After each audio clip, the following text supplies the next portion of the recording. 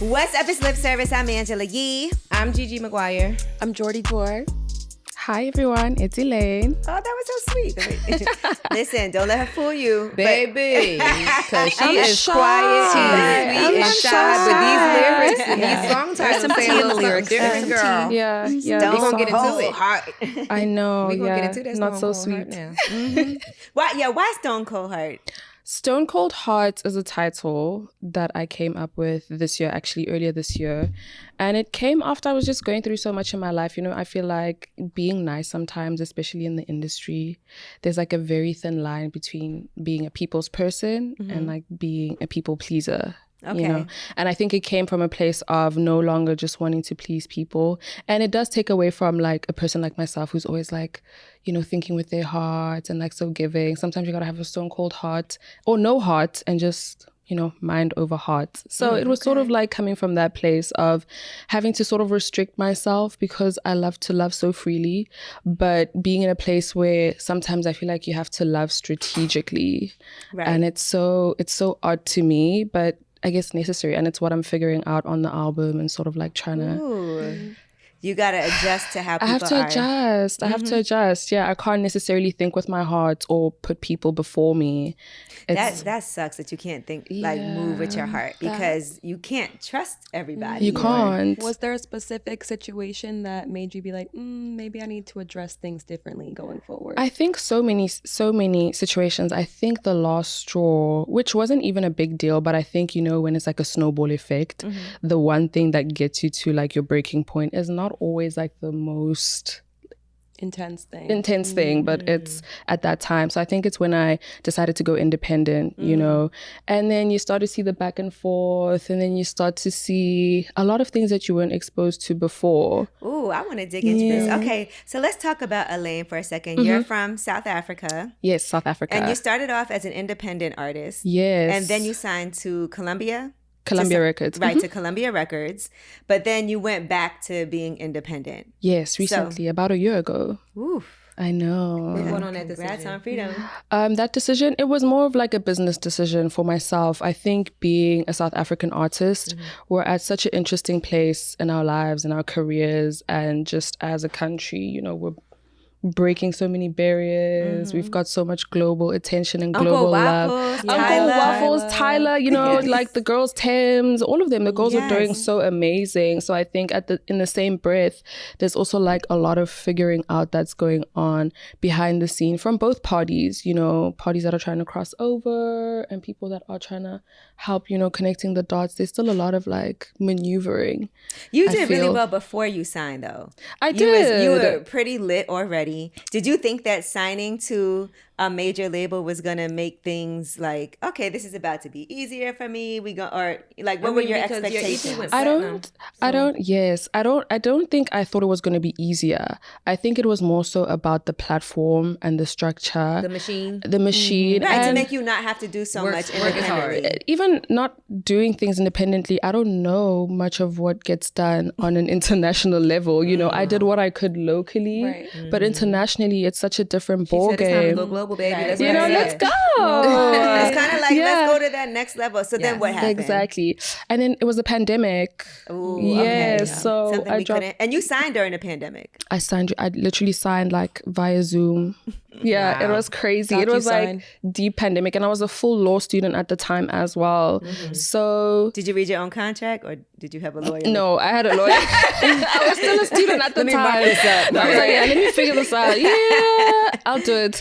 No. I had a lawyer. There were a few lawyers. Yeah, it was a really lengthy process. It was exciting.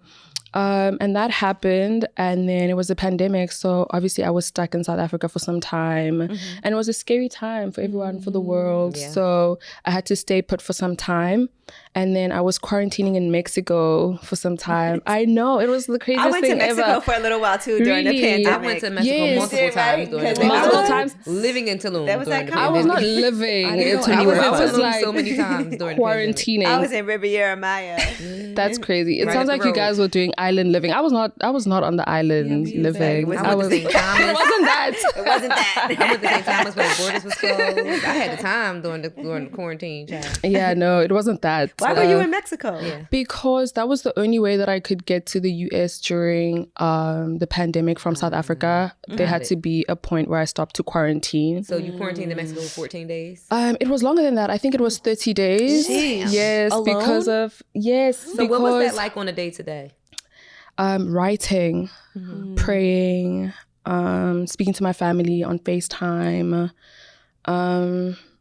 I was by myself, so it was really just connecting. And I was young. I was like 20, 21. Did you meet anybody at all? Were you, no, in Mexico, I was scared. I didn't want to meet anyone. I'm just wondering, like, Who was me, myself, and I? Yeah, no. They didn't have anybody like appointed to help you. It was the pandemic. It was really like. So you were like at a resort or in an Airbnb? Yes, I was at a hotel. Okay. Yes, I was at a hotel. So you were able to use the amenities and all of that? Everything. Okay. Everything. I mean, that's kind A win is a win, right? Yeah. You didn't meet nobody while you were at the resort, like other people, like a love interest. No. Oh, sorry. I'm always thinking. I'm always we'll thinking. talk about that in a second. You always thinking with their heart. You didn't have a fling. You didn't have a fling in I Mexico. didn't. A fling in Mexico. No. No Mexicos? No Mexicos. No. And that's what I was doing there. You know, it was really a crazy time. And I was there for, I think, the 30 days. And then I moved to LA and I got there and it was amazing. I got to make amazing music which is on Stone. Some of it is on Stone Cold Heart. Some of it isn't. And I was finding myself early 20s. And I think I stayed in LA for 2 years. And for the first 9 months, I wasn't able to go home because of the pandemic still. There were still restrictions, the visa issues and everything. So I was stuck for a minute, you know. And during that time, I'm celebrating birthdays on FaceTime. I'm celebrating Christmas on FaceTime, Easter, you know. So there was like a shift in me, in my mental health.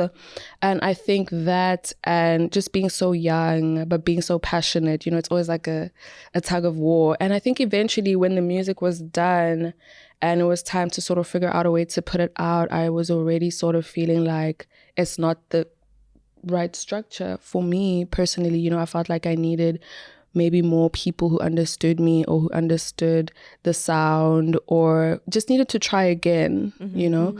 And yeah, that's when I just decided that I was going to put out the album by myself.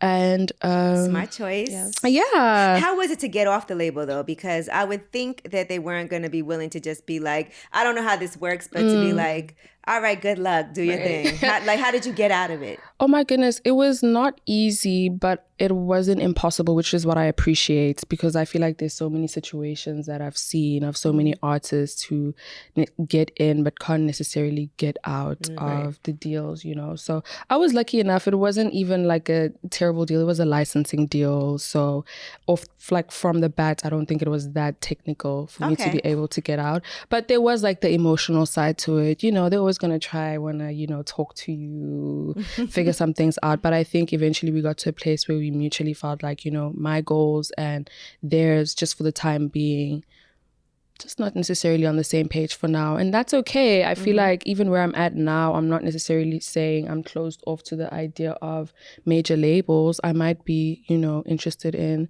revisiting the conversation maybe in the near future, you know, finding a better structure. It was a unique time too. It was a unique time. It was a very unique period of time. Yeah. Like even signing during the pandemic on Zoom, then going to Mexico for 30 days, then moving to LA. That's a lot, especially for your first deal. You know?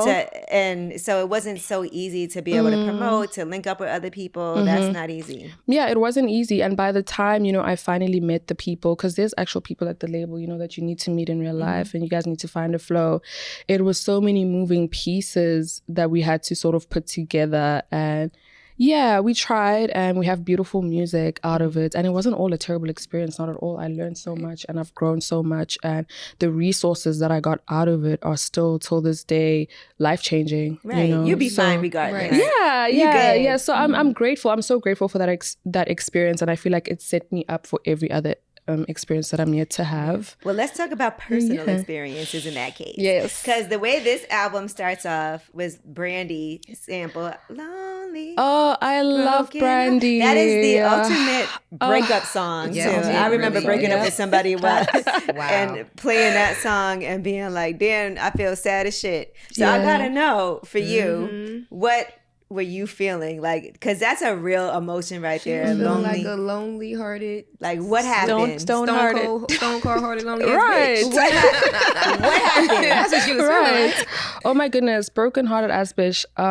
It feels crazy saying it out loud because it's so different when you're writing about it and you're alone in the You studio. say it so sweet too. Right, because the way I read it. Right. Say how you read it. Right. Stone cold, broken hearted ass bitch. Right. But she said it so sweet. Like, Yeah. Stone cold, broken hearted ass. And I felt that. I'm sincere, you know, I'm still sincere even when I'm angry. But I think at that time, I was really angry during that time. I had just moved from We need to go jump on LA. because we got your back. I'm over it now. Okay, good, If it was me like 2 years ago, I'd be like, let's go. Okay. Now I'll drop would've did it. location. Thank Okay, you. so you moved. We love growth. Yes, I was moving to LA during the time, right? And there was someone that I was seeing at the time and we were on and off.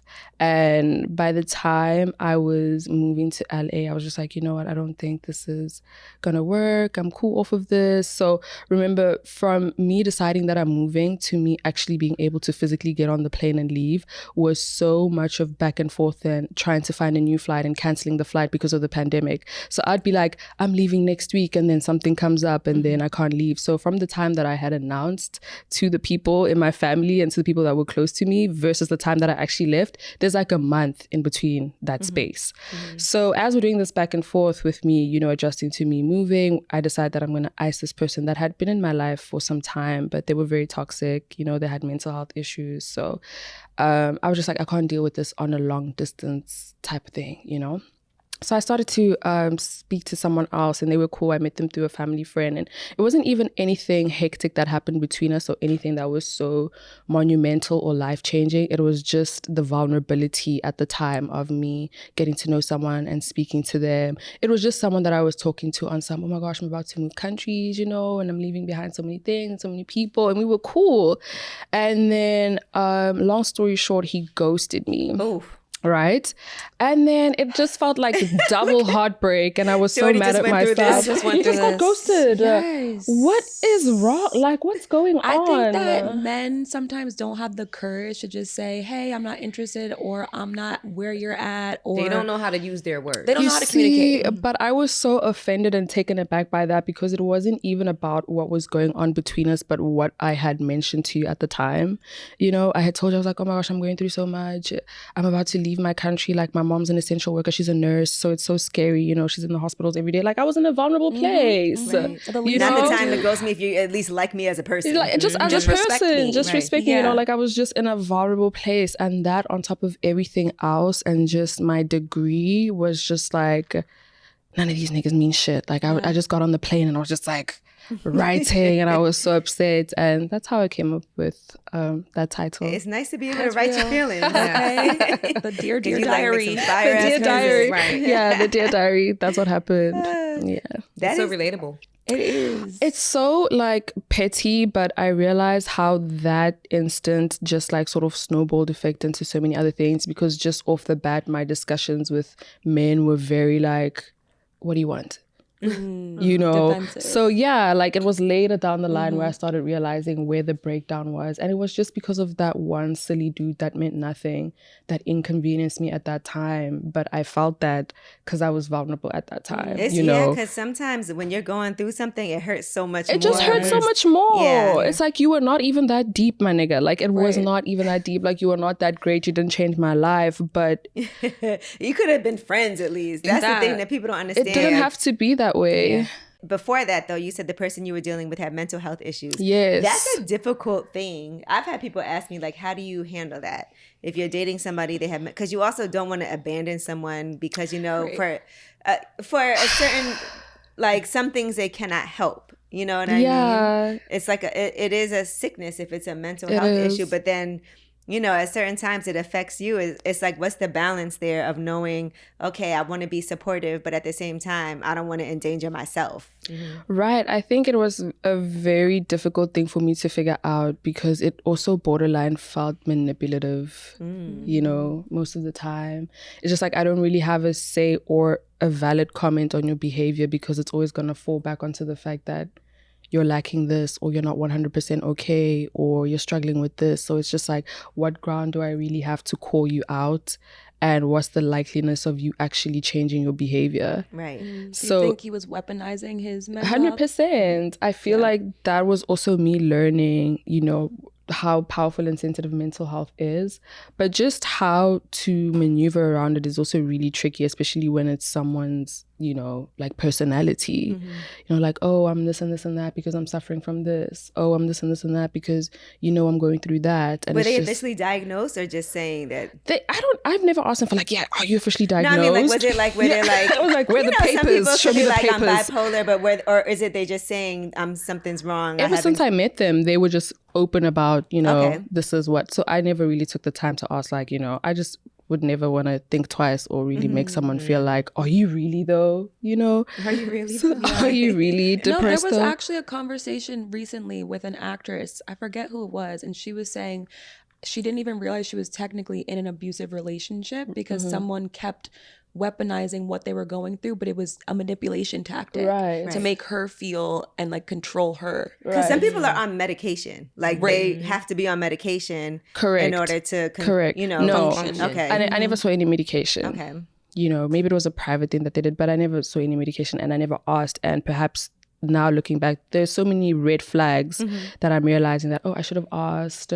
I should have, you know, but you never know, especially if you've never necessarily been in a relationship or been around anyone that is suffering from mental health, whether it's valid or not. Right. Yeah. And then you got hooked up with a family friend. You know what's hard about hooking somebody up? Then when he ghosts you, and she wasn't even the friend. Like, I know, and she wasn't even trying to hook me up. She was just, you know, like, damn, girl, you're about to move.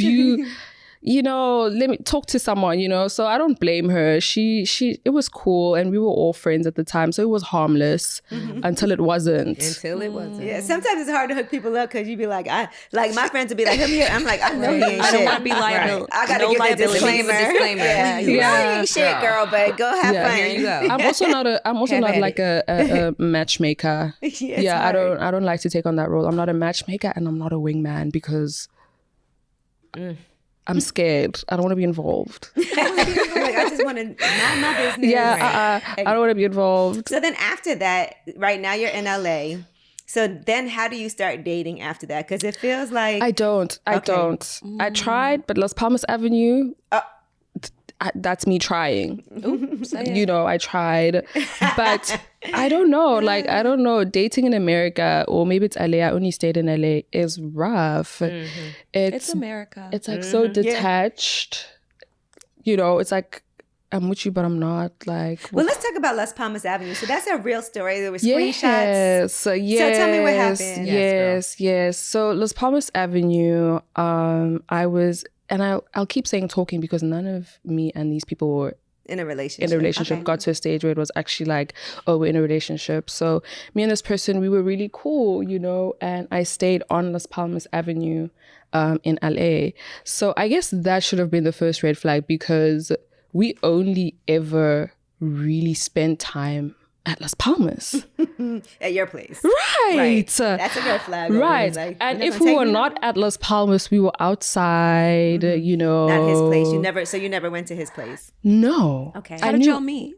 We met outside. Like at an event, at a private event. Okay. Yeah, we met at a private event in LA. It was cool, but we had known of each other already. We had been following each other, right, for some time, right? So it was like, oh, it's nice to meet you. Oh, you stay in LA now. Oh, nice. Whereabouts? Las Palmas Avenue. Cool, you know? And at first, because, you know, LA is like so active. There's always something happening. It would just be I would so happen to see him outside, and every time I see him outside we so happen to hang out, you know. So it wasn't a where you at, what are you doing, let's link. It was just I'll bump into you and then it's cash, we hang out. And so this started happening for like the next 3 months, the first couple of months as I arrived in LA. And then eventually he was just like, oh, do you want to go hang out? Is it Lucky, the place where you go bowling? Oh, Lucky Strike? Yes, Lucky Strike. Okay. So that was our spot. So we went to Lucky Strike. That was like fun vibes and everything. That's cute. Okay. Yeah, it wasn't cute. And so we started spending time at Las Palmas, started to, get to know each other. And off the bat, he wasn't a very open person. And I wasn't either. Obviously, brokenhearted as bitch, not really into it. So it's not giving open, right? Until randomly I get like screenshots from an account and it's in my requests. Right. And DM, okay. Yeah, in my DM, right. And it's in my request. So I don't really see the DM. So it's been there for like a week or so at this point. I go in and it's a screenshot and his number's not saved. So I can see the full number on iMessage, right? So I first go back and check if I have the number saved. I have the number saved and I see whose number it is off the bat. So I already know what's going on. Ooh. So it's a conversation between him and another girl and her talking about what time am I meeting you? Oh, it was so nice to see you. I love spending weekends with you. Bring in mind that weekend he had told me he was supposed to be at a work thing, whatever. So she just sends me those screenshots and I'm like, okay, cool. Look at Jordan's like, sip my drink. It was such a petty thing, but I was just like, well, he's mine too. Yeah, like generally, what am I supposed to do about this? Didn't say anything? She didn't say anything. Right. She just sent the screenshots. Mm-hmm. She didn't say a word. Was it from a secret account or was it from the person's real account? It was the person's real account. Oh, okay. Yeah, she did it with her chest. Yeah, she did it with her chest, which is what made it so much more easier because when I confronted him, I was just like, hey, and I said her name. I said, so and so, let me know that you guys had a really great time this weekend. At your work thing. At your work thing. So I'm just gonna, and then I was just like, I'm just gonna fall back, you guys do your thing. And he was like, no, let me not get what did he say? He was shook. Oh, I know he was. He was shook. And I think that's what made the whole thing so dramatic was just because he was so shook and he tried to gaslight me. He was like, why are you in my business? And I'm like, I literally was minding my business. Do you know what I mean? It's the gaslighting. It's the gaslighting. And I'm just like, and it was very toxic on both their ends actually, because she was also just like very much like, what you doing? I'm like, it's not even that deep. I didn't know about you. You clearly knew about me. Was she somebody known also? You got him. No, but she did have like a cute little following. Like, girl, she seen y'all at Lucky Strike and she was in her feelings. So she must have went through his. I wonder how she knew. I don't know. I just decided to just, remove myself because for you to DM me with your chest and send me screenshots is already so messy.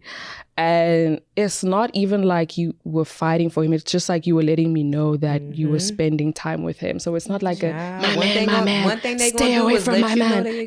She was just trying to let me know. And I was like, but technically he wasn't in a relationship with either one of you. He wasn't. So that's why I said say less. That's why the song says, my man, is ours. Does it feel competitive sometimes? Like for us as women, how sometimes you're with somebody like kind of, and then he's dating someone else and then you feel like, well, I don't know, because I think sometimes that does happen where you're like, ooh, I'm gonna let him do this and then he's gonna be with her and now no. Yeah, I can't do that. I can't do any casual anything. I can't do it. Like if we're not exclusive, it is. If it ain't, then, it ain't. Yeah, no, then we're not doing it. What if he would have just been honest and been like, look, you know what? I wasn't with either one of you, and I was still talking his reaction to her. to what if he would have just been honest and I apologize? That was very messy. What if he would have did that? I would have appreciated. You see, the thing with me is like, let's just be honest from jump. Let me know that this is not going to go anywhere. We're just vibing, or I'm trying to see other people, whatever. Then I can decide for myself. But if we're spending time together and you're my girl, we're doing he was saying you're my girl. Yes, but he's never asked me out. So until you ask me out, I'm not your girl. Like for me, it's just like they'll call you that, and I'm just like okay. All of a sudden you they girl. They start introducing you like, oh, my girl. No, this happened to me recently. I got introduced as my girl, and I'm just like, when did we discuss that? It's so scary. When did we have that and then conversation? God forbid you be like, oh, this is my man, and they be like, we're not that serious though. We're not that serious though. Yeah, we need to talk. Yeah, so I don't know. Had he just been honest and just not so slimy, I feel like it was just so slimy and. At what point does somebody cut everybody else off? Because you were talking to him, so that means that you cut everybody else off. Because I also think sometimes we're at a disadvantage when we start dating somebody, it's not official, but we're not talking to anybody else. That's how we lose. So is that not how we lose, low key? Like in the talking stage, and we're talking to one person only. Yes, because you just. cut everything else off, and then it don't work out, and then you got to try to either find somebody new or rebuild connections. And it's just like, what people fail to realize is when you meet somebody, there's always somebody else before you. Like most people ain't walking around deciding 100% single and dry with nobody in their lives. There's always somebody in said person's life in some type of capacity, whether it's a sexual relationship or a just talking relationship or going out to coffee relationship. You have somebody that's on your phone in some type of way. And when you meet somebody else and you like that person, you gravitate more towards them and put your energy there. And either you let it fade or you say, hey, I'm in a relationship now, I'm gonna fall back. But that's what we do as women. These men, they just want us all. They think they're gonna juggle us all. We just have to be their fans, to just like cheering them on. Like, in that period of time when you're getting to know someone else that you're gravitating toward, are you supposed to cut everybody else off? Sure. No. Sometimes when it's official. Right. I think you have a 90 I think a 3-month, 90-day grace period to let the hose fall off. I think we all have those people that we have 90 days to let the hose fall off. Because they spin the block every time. So it's like, even if you aren't even talking, like let's say this man that ghosted me, right? He's gonna come back. January 15th, he'll be back. So he's like not my blocked? Taxes, right? And so I'm gonna be like, okay, now I have to say something. Whereas before, I wouldn't say anything if I met somebody tomorrow because we aren't even speaking. But he's going to come back, so I'm going to have to say something then. That's a 90-day grace period. Grace period. Damn. It's like probation. Right. It's like a probationary. Like, okay, so you're... Free game. Okay, now I have the time to say something. But I'm not necessarily going to go out of my way to say anything. Do you think you could love two people at this? Like, absolutely. Yeah. In this, I don't know. I don't think I can. There's a difference between loving and being in love. Being in love. No, I've definitely had being 2 boyfriends at the same time. And I didn't know what to do. Wow. And like truly. They do it to us all the time. But like That's truly, crazy. like actually, and I felt bad, but I didn't know what to do. I felt bad. I didn't feel bad though. I felt bad. Cute. And they found out, but oh, they did. They did. So then, did they both break up with you, or did they? No, we went on and off for then another 2 years With both of them? Did they ask you questions? I feel like guys don't. And I lied like shit. Okay. Oh, you I lied? did lie. Okay. Yeah. Well, I'm glad you're honest. They were both trash. So they it really caught doesn't you matter. once, and then they didn't catch you ever again. So they caught me in the sly, like, okay, well, I'm single. I'm not Okay. dating either one of you right now. Okay. But they were both my ex-boyfriends separately. Okay. Like at one point, and then I broke up with one, and then I'd be with the other. And there was like that lull period where it was like I was switching, and then one found him in my phone. Oh, damn. Yeah, and it was when guys bad. go through phones. That's illegal. They could go to jail. Yeah. That is definitely illegal. It's illegal. Damn, that's it's crazy. definitely illegal. That's what Yes. they're saying. I don't know if there's How did he go through your phone? That said, He knew my password. But in court. He knew my password. It's just illegal in life. Went for my Instagram too. That one really got me in trouble. He went through your Instagram? Yeah. Damn. And then my homegirl was doing the same thing, and they were friends. Oh, it was a mess. Yeah. Damn, Jordan, That it's a was a TV mess. show right Yeah. here. I know, but I'm good now. That was a long time ago. Yeah. That was my early 20s. Did you love one of them more than the other? Yes. Yeah. So surely he wins. Easy. No. He wins. Not Yeah, really. I easy. think, you know what it was? I think it was actually trauma because he knew my mom before she passed. And he was there through all that. So they both kind of were. But I was with one, and so I felt like, oh, but he knew my mom. Like I always felt like I gave him a pass for that. Shouldn't have done that because he was the trashier one, But that was the one. Sometimes we gravitate toward the trashier one too. Yeah. The trauma bond. Yeah. The trauma bond sucks. Exactly. Yeah. Exactly. I feel that. But what about the song "Waiting on You"? Let's talk about that. I love Waiting on You. Waiting on You is like the sweetest, most purest, innocent song on the album. I'm not cussing anyone out. Right. You're being very sweet. I'm being very sweet and sincere. I sincere. understand that you got some things going on. You And know, your guard is up, so is mine. You know, Yeah. it was still very sweet and very lovable, but it was coming from like a more personal perspective. I think it was more so the feeling of constantly waiting on everything, you know, waiting for your turn, waiting for the right love, waiting for the right relationship. At the time I was in the label, waiting for them to give me a date for my song to drop, just waiting. And it's just like, finding inspiration in the waiting period is like really difficult. So I spent a lot of my time making music, and I made that song during that period. So it's special. It is. It's a sweet song. It's sweet. It's a different perspective for you. It is a different perspective. It always makes me feel like, maybe I'm not so stone cold after all. Maybe you don't want to be. I don't want to be. Right. I don't want to be. You don't want to be. And I think that's how I feel like women get that way because of our experiences. Like, we don't want to be that way. And when you find a guy that you can feel like, I don't have to be that way with, then that's things get amazing. better. Yeah. I agree.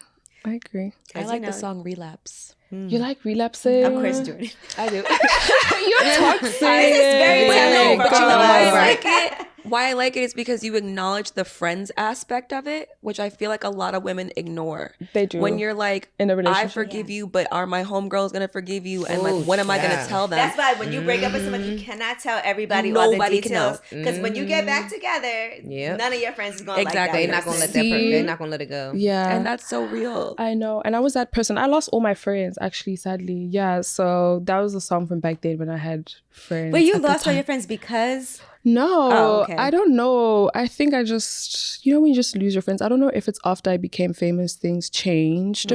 And not necessarily because I switched up, but naturally I am going to change. And it's not even like I did anything wrong. I think about it quite often of the breakdown of friendships when you get to a certain place.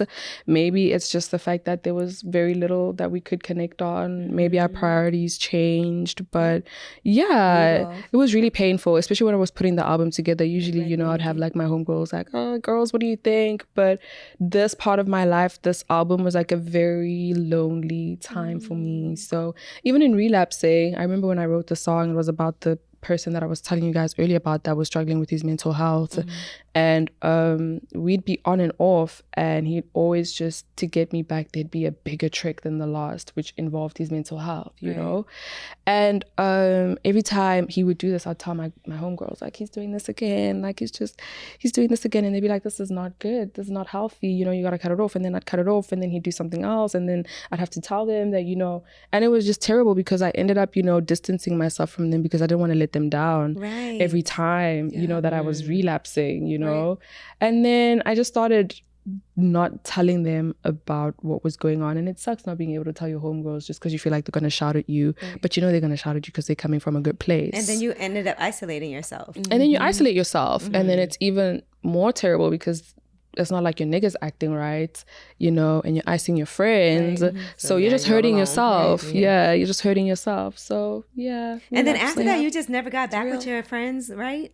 It wasn't even after that. Me and my friends were straight for years after that incident happened. It was totally related to other things. I think the more we started to grow into ourselves, maybe just being the first famous person in your friendship group is a shock to your friendship group, and maybe it is difficult to adjust. And I mean, I was away in another country for 2 years, so there's only so many FaceTimes that can really make up for me missing birthdays and me missing graduations. But I don't know, it's like every time we were together, I was either making the plans or we weren't really linking, or I was texting or I wasn't really hearing from them. And then the last straw was when it was my birthday, and I didn't get a personal message, but I got like an Instagram post. And I was going back and forth, like, is it worth it? Like, is it that deep? But I'm like, damn, I've known you for like more than 10 years. A personal message would have hit different, especially I'm in a whole other country. I can't celebrate with you, babe. Like, FaceTime me a text. But I also understand that she was going through whatever she was going through at the time, so I can respect that. But if you can take the 2 minutes to post me, could have kind of taken the 2 minutes, phone call, just low key, even an audio message, anything. So it just started to feel more and more detached. Just the little patterns of like, you can't call me, but you can post me. It's just like the little things. And it was just like, I'm not a person that likes to address things. So there wasn't an actual fallout. I didn't address anything. Right. I just haven't really. I just fell back. When you go home, do you call or just no? That's it. My family, my brothers. Okay. Yeah, me and my brothers are really tight. Well, it feels like it's not something that can't be at some point, salvaged. Like maybe it's just. They didn't say anything after my album dropped. Oh my God. Oh yeah, that's a wrap. That's over. No, that's crazy. New friends. Like, let's have a little sip after New friends. That hurts. Here's the new friends. That because you hurts. need That some- does hurt. After You know, that. Cheers. Yeah, Cheers. I mean, I didn't lose. Yeah, I lost quite a lot of them. There's two of them that I still have. It is disappointing, but I've also learned to hold myself accountable and let everyone else hopefully hold themselves accountable. I'm not bashing anyone. No, I get it. I'm not saying. I'm just saying it's probably hurtful though. It does hurt. It hurts. Like, we were friends for years, Right. but it happened. You know. I was thinking about this book. Hold on, I'm gonna tell you the name of it because I think this is interesting. Her name is Mel Robbins. She's like a motivational speaker, but she has a book. It's called The Let Them Theory. Right. And it's just to let other people make their choices and live their lives and stop making your job or responsibility to manage or control what other people are doing. I love that. And they said by using this theory, she said, I've never felt so free. I love that. That's where I'm at. I'm just letting people do what they want to do. I feel like I'm also the person that's always in people's ears. You know, like, don't do that, don't do this, you know, be straight, be this. So I'm tired of being in your ear. Like, you act however you want to act. And I'm going to act how I act. You know, everybody's grown and everything. So just keep the same energy, really.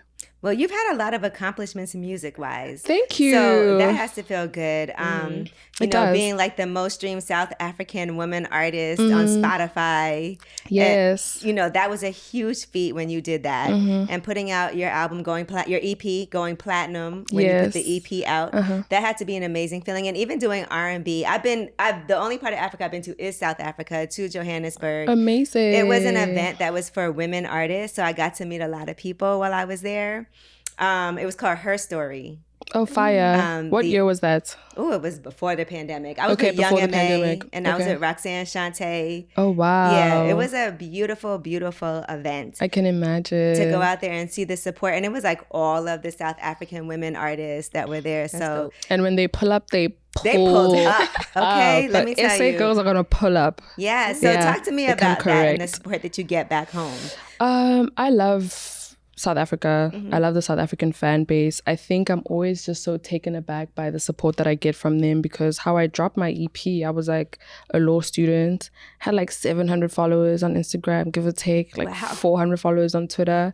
And one day I just dropped the link and I switched my phone off because I was just annoyed at some things that were going on that day. And the next day, I'm on campus in class and my phone is still off because I'm upset. And the lecture hall is just really weird. Everyone is staring at me. Everyone is pointing. Everyone is kicking, you know? So I'm like, what's going on? Like, it's really uncomfortable. And then I step out, I pull up my phone, and then I'm number one. So that's how it happened organically overnight. But Being a law school student. And Crazy. you recorded that in like your producer's dorm room. Yeah. Which is amazing. Imagine I'm going to, because first of all, law school is already hard enough. it is stressful. Yeah. Yeah, it was stressful. And then to be able to even have the creative, because I feel like when I'm working, it's hard for me to like do anything creative when I have to work so much. So how were you able to switch back and forth from like Was legal it like mode a form of therapy for creative you mode? to be able to create? It was like just a way of life for me. Like, I just felt very demotivated going to school every day and not doing something that I love, you know. I love education and I love going to school, but it wasn't really what sets my heart on fire. So literally in between classes, any minute that I got to go to the studio or to my producer's dorm room, I would take it in between lessons, in between lectures, after school. Like, I would go to school, go to lessons, go to the studio and be there until like 3 a.m., go home, shower and go write an exam.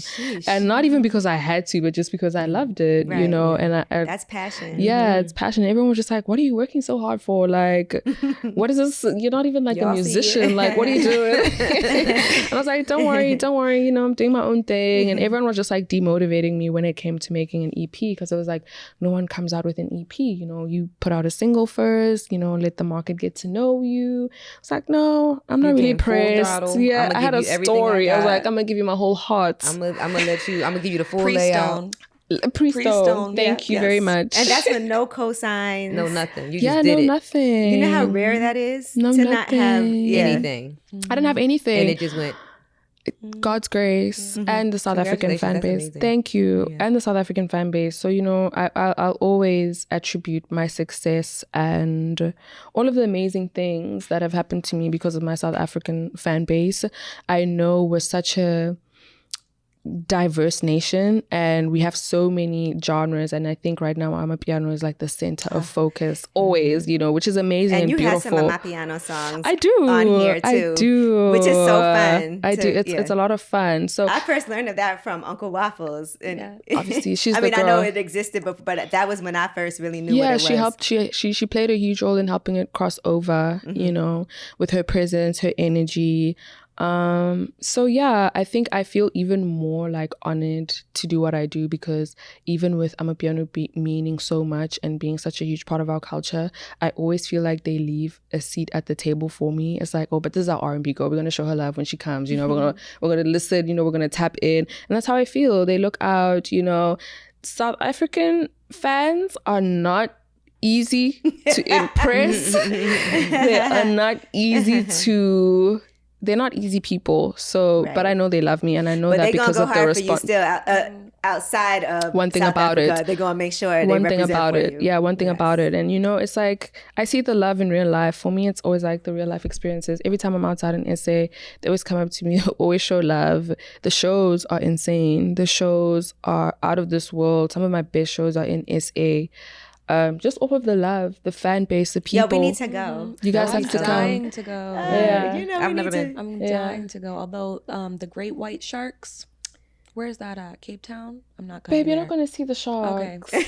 We're not going nowhere near. We are not going nowhere near the sharks. I don't even know what you're talking about. What sharks? What sharks? It's just vibes. I'm good with the vibes. Now, let me ask you, what are you attracted to when it comes to dating?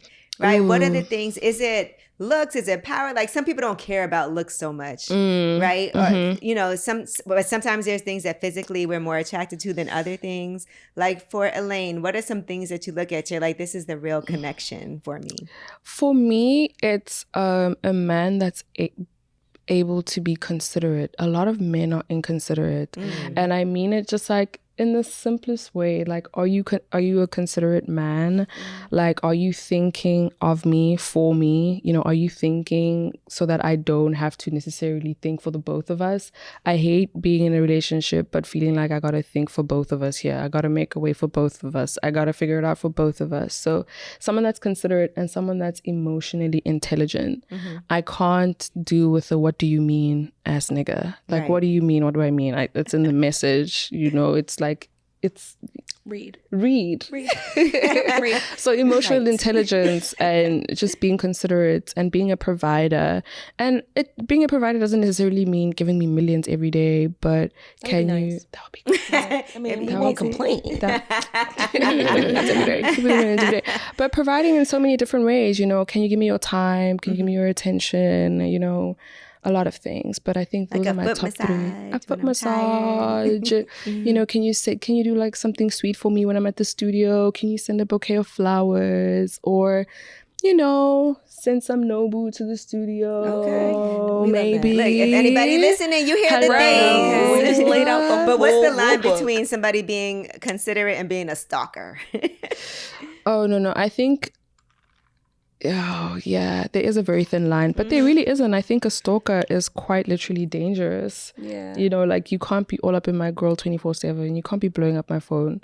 Because sometimes, you know, for guys, they're trying to get your attention, but there is definitely a thin line between like sending Nobu to the studio, sending flowers, doing this.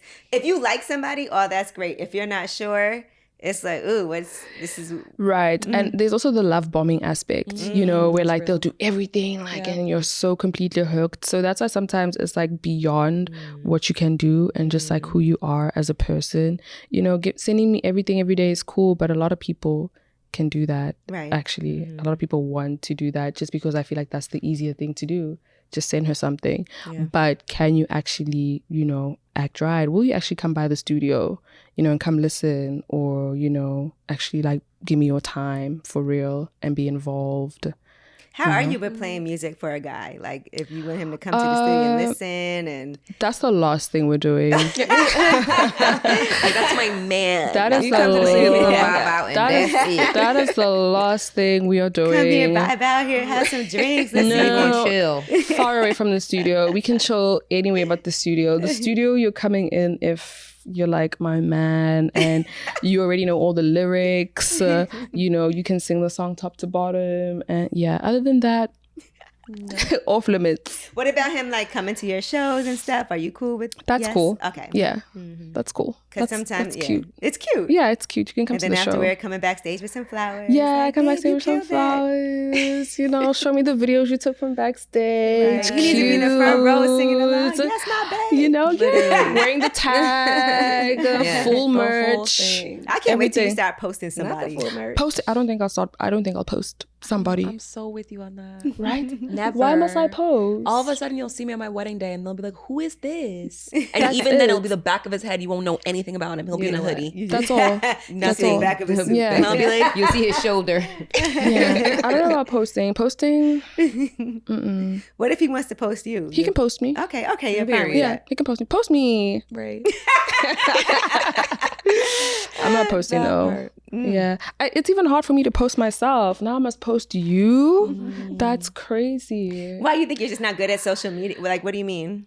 I just think I've like learned how to give of myself without having to give of my like sacred parts of my life, you know, parts that actually really play a role in sustaining me, my well-being. My partner is like a huge part of my life, you know, and I wouldn't want to throw him into whatever's going on. Internet, that's a lot. Internet is crazy. It is. It's a wild place. Internet is, you're having a good day today, tomorrow you're not having a good day. You could be having a good day in the morning and then in the evening someone tweets something crazy and then it's upside down. Right. That's just Has that ever happened to you? It happens all the time. This morning, someone was on the phone with me telling me it's going down on the internet and I had to tell them to stop searching my name on the internet. Down. Yeah.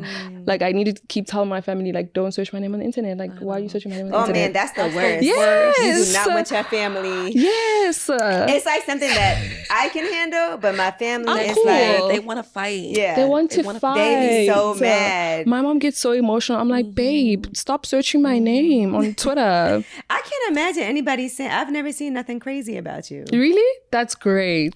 I gotta Thank you. Don't search. Just bump the music. Just bump the music. Just bump the music.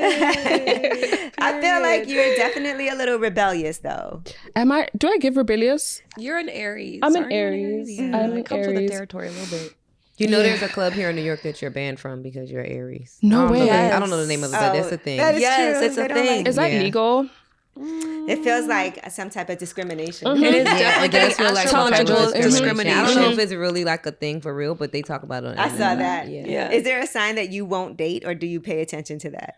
I don't really pay attention, but Geminis give me a tough time. Is anyone a Gemini here? Gemini men are very different than Gemini women. Gemini I will men, say that. But you know, I love cool. a Gemini man. What? Apparently, so do I. What? I've had so many. All of my significant relationships have been with Gemini Men, Scorpio men. And the longest relationship was with Scorpio Gemini men. Yeah. Not to be played with. Yeah. Cancers are also a bit wild. There's men. a cancer buzzing around me. There's a There's a crab. cancer buzzing There's around a you. crab crawling around me right now, and I'm like, oh, you crab.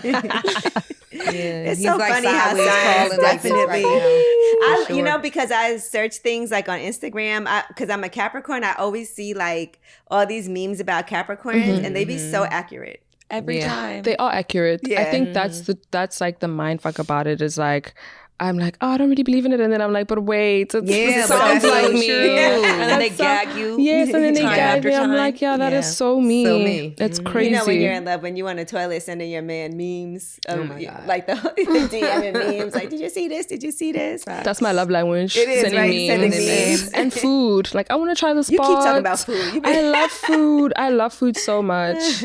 It's my love language. Now, listen, have you ever been like do you believe in love at first sight? I do. Okay. I do. Has that happened to you? It has. Which You is think why it she was believes. love or lust? No, it was love. It was love. It was just like for me to like really think something is love, it must be something that I feel, you know? And there is someone that I've met for the first time and I was like, wow, I have feelings for you off the bat. Wow. Where did that go? Yeah, I was gonna say. Really far. Really far. It's still going. Period. You didn't mention that. It's getting hot in here. It's getting hot in here. and it's still going. It's the code. It went far and it's still going. But yeah. To be continued. To be continued. On the next project, maybe I'll say a little something more. Because it feels like this album started off a little heartbreak-ish, and then it kind of like... That's true. Then there was a relapse situation, and then there's the... you know, more what's up with the what's up? Yeah. What's up with the what's up? Yeah, it did end on a sweet note. Yeah. Yeah, so it's like a happy ending of some sort. Yeah. No bodily fluids involved. Of some sort. Yeah. I never like to end projects on like a terrible note. Like, it's like a movie. Guys. You want a good happy ending. Yeah. It was a good ending for sure. Love Me Slowly is a really fun song. Thank you. That's my favorite song. That's the lead song. Yeah. I had so much fun putting that song together, and we incorporated rock into it as well, which was my first time. I made the song with my good friend and producer Zeke. He's South African.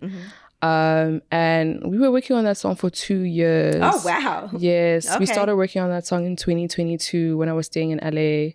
And we have a bunch of other songs together as well, but that song we were just going back and forth on like the palette that we wanted to create. You know, we just like wanted something that felt smooth, fresh. We were listening to a lot of like Phil Collins at the time as well, who was like inspiring the sounds. That's hilarious. Yeah, we were both. Like Phil Collins. Yes, Phil Collins. Like we went all the way. I really just thought of that one song. Which one? I Can Feel It. Yeah, everybody. We all had that thought. We all had that thought. I'm not gonna lie. I thought it was studio. No, I went this feeling in there. I just heard the big drop. He was with Genesis. In too deep. Yeah. So yeah, Tame Impala as well. We spent so much time just listening to these fire artists and finding a way that felt like unique to me as a South African, you know, R&B artist. And we rocked. It's so funny at your age, like the music that you're inspired by. I'm an old soul. Yes, so much. We can tell. It feels like, how does she listen to Phil Collins? Right. I don't send playlists because I feel like boys my age will be like, girl, what is this? But it's so impressive when a man can be on your musical like palette. Yeah. You know what I mean? Because that's a hard thing to do. Music is so intimate. Yeah. Like being able to lay around and listen to music that y'all both can like have a unique style. Amazing. And like it is that's amazing. That's a real intimacy. It is. There's nothing worse than when somebody doesn't like the type of music you like and they be playing shit and you be like, oh and my y'all God, can't vibe on the tune. That happened to me a lot when I was staying in LA. Every time I said I was South African, they would like search indigenous like South African music, and that's what they'd be playing like on the car rides to dates, and I'd be like, damn, like I listen to trap. Like you can play something else. Like it's okay. Like breathe, breathe. Yeah. So have you ever dated white guys? No, I haven't. Okay. Yeah. You guys? I was just thinking about being I've in dated LA. all types of men. Wow. Me too. I don't discriminate. I haven't. Okay, that's amazing. You haven't either. No, I haven't. Yeah, I haven't. I wouldn't say that I discriminate. It just hasn't happened. Yeah. It hasn't happened for me. It's different. You know what? I want to can really have a imagine. Blasian baby. I want to have a Blasian baby. That's like my dream. It'd be like me because my mom is black, my dad is Chinese. Exactly. I'm like, you know. Have you ever dated another race at all, period? I haven't. Okay. Yeah. She's like not interested. I really haven't. No. Yeah. Well, Jordan, have you dated an Asian guy ever? I haven't dated one. But you've slept. Okay. Yeah. Okay. I've slept with one. Okay. It was great. That's something I've never done. And there's never like a cultural barrier or cultural shock. Well, there is. So, well, I don't know because I didn't really like Oh, see him 'cause it that wasn't that long. deep. Right. But I guess in my mind, and I made this up in my mind, I lost my mom, and so I'm like, I want a strong woman of color, and I don't know if I want it to be a black woman, like for my kids' grandparents. I would love to, but I'm like, I don't know if I don't feel like they make black women like they used to. I don't even know if my generation, seriously, like I don't know, like when I think of my grandmothers, I'm like, I don't know if any of these bitches could ever measure, even me. And so I'm like, okay, what would the next best thing? And I feel like an Asian grandmother would be like really disciplined and really be in your ass, and I need that. Yeah, you're right. Unless it's an Asian grandmother who don't like black people. Yeah, that, obviously that wouldn't work. That wouldn't work. I would need them to be very accepting. Like, what was that? What was the girl on the talk? Not the talk, the real. Oh, Jeannie Mai? Like, her mom is so cute. Yeah, I don't know. We got to ask Gigi. No, I'm kidding. He might tell us something else, but yeah, something like that. Oh, that is so I love that for you. That is very See, I love that for you. This would be so interesting if you do that. The culture. I mean, you just want her to have some culture and substance, is what you're saying. I do. And if it doesn't come from a strong black woman, maybe a strong Asian woman will something, suffice. or somebody else from a different culture, I think. Right. Doesn't but have to be- still a person of color is what you're saying. Yeah. Somebody brown. So you think you date a South African man? Yeah. Do you know what they look like? Do you know what they like? No, what are they like? I don't know. I don't want to speak bad on my brothers. What they like? These They are like my other brothers. guys. They love black girls. Yeah, they love black. South African men are, modern men. Some are into black girls. Some are into traditional South African women. Some are into white women. Some, date across. I mean, that's pretty much yeah, they're modern but men. What you mean you don't want to speak bad on them? Right. Spill the So tea, what's sis. what's the red flag? I don't What want are to South spill the African tea. men like? From your experience. From my experience, you need to give yourself time to find the right type of South African man. I would say What are that the about types? American men too. I think it might be difficult and rocky in the beginning. There's different types of men in South Africa. There's men that are into independent women, women who have autonomy of their lives, of their bodies, of their choices, women who are confident in themselves, who speak out, who speak against men. And there's some men that don't like that and aren't into it and are totally opposed to women who have a voice, a Then say. they wouldn't like your music, those men. Yeah, there are men like that who are there's like, Elaine, men why do you cuss so much, Elaine? We don't like what you you were talking about wearing in that dicks, video. like, You know what I mean? Yeah, so, and I'm just So like... you would say like more conservative? We do have some conservative and we do have More- modern, we do have traditional. Okay. There's polygamy if you're trying to have sister wives. We have everything. Would there's you have a mix. sister wife? There are people who are I married. said with you. No. She said absolutely not. I'm She not was like, strong listen enough. to the music, sis. No. I'm not strong Between the enough. lines. Not What strong was it enough. like Read going to between the LA? lyrics. What's the difference between men in LA and you would say South African men? I feel like South African men, they still some way have like they there's like a courtesy for you. I don't know if it's like the African thing or like the Ubuntu. There's like a spirit of Ubuntu. It's called Ubuntu. It's like a peoplehood, being a good person overall, being caring. So there's still a spirit of Ubuntu, even if you're meeting. How do you say it? Ubuntu? Ubuntu, yes.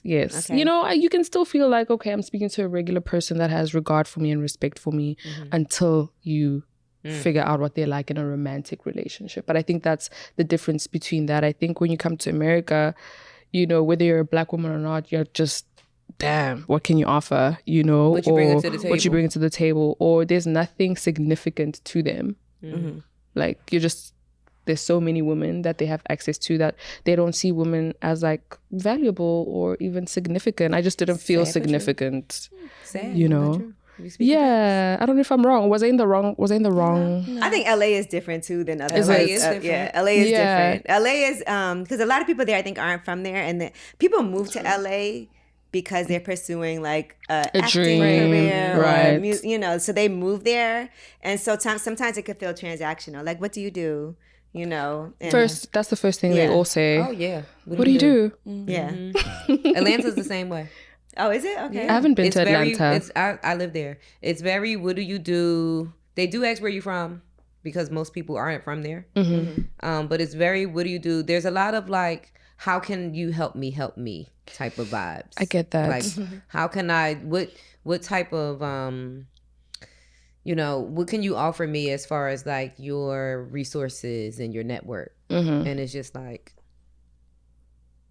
what's up? Like, Elaine, I would think though, you seem like a prize. You can sing, you're beautiful. Thank you. And your baby hairs are popping. Yes, they are. Oh my God. Every time you turn to the side, I keep looking at, yes. Thank you. Thank you so much. I gotta ask, what are them DMs like? The DMs are rowdy. Okay, rowdy. They are rowdy. How does somebody get your attention? You can't. You have to catch me in real life. Okay. Yeah. If you're serious, it has to be in real life. Do you respond to the DMs? Who's the spiciest DM you've gotten?